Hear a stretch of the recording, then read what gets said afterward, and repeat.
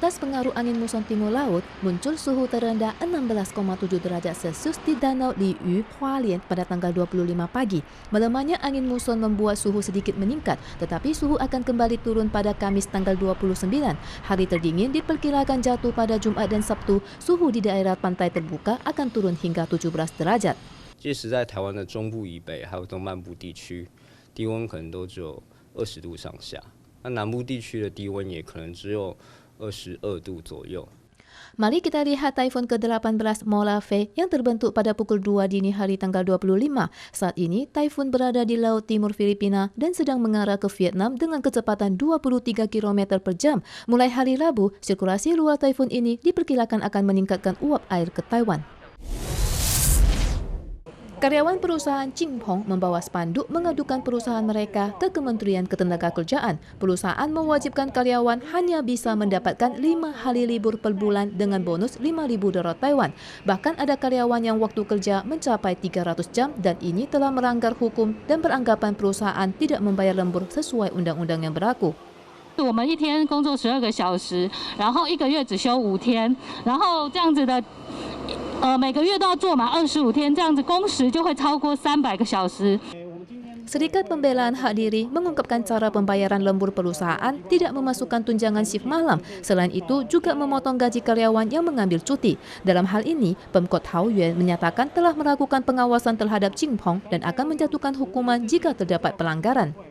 过去1年来，我们在劳动检查的部分，可能因为疫情或因为其他的因素，而可能有比较放缓。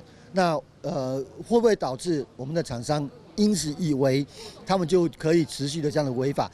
Menjawab perselisihan buruh kali ini, Qingpeng membenarkan adanya perselisihan dengan buruh yang tidak kerja lagi karena dasar perhitungan upah yang berbeda dan masih dalam koordinasi, tetapi sebagian besar sudah tuntas. Qingpeng memiliki lebih 3.000 karyawan di Taiwan. Dengan pertimbangan untuk menjaga daya saing internasional dan hak-hak pekerja, perusahaan akan terus berkomunikasi dengan karyawan. Kementerian Perhubungan meluncurkan subsidi wisata pada Juli tahun ini. Baik pelancong perorangan maupun kelompok mendapatkan subsidi yang meliputi akomodasi, transportasi, taman hiburan, dan tur. Masyarakat merasa terbantu dengan subsidi ini dan meningkatkan keinginan mereka untuk berwisata. Tetapi subsidi ini hanya berlaku hingga akhir Oktober. Banyak warga yang berburu menggunakan subsidi sebelum batas akhir dan menantikan rancangan baru pemerintah. Biro Pariwisata Kaohsiung menyampaikan, guna mempromosikan pariwisata, maka membebaskan tiket masuk Kebun Binatang Shoshan, Museum Kerang Qijing, dan Kangshan Skywalk dari 1 Oktober hingga akhir tahun. Selain itu juga akan merancang beberapa jalur wisata utama seperti rute permandian air panas, kapal pesiar, dan wisata golf. Kehangatan pariwisata diharapkan bisa terus berlanjut setelah berakhirnya subsidi pariwisata. Pandemi gelombang kedua Eropa terutama di Spanyol, Italia, dan Prancis lebih ganas daripada yang pertama. Spanyol menerapkan tindak pencegahan dengan memberlakukan jam malam setelah pukul 11 malam.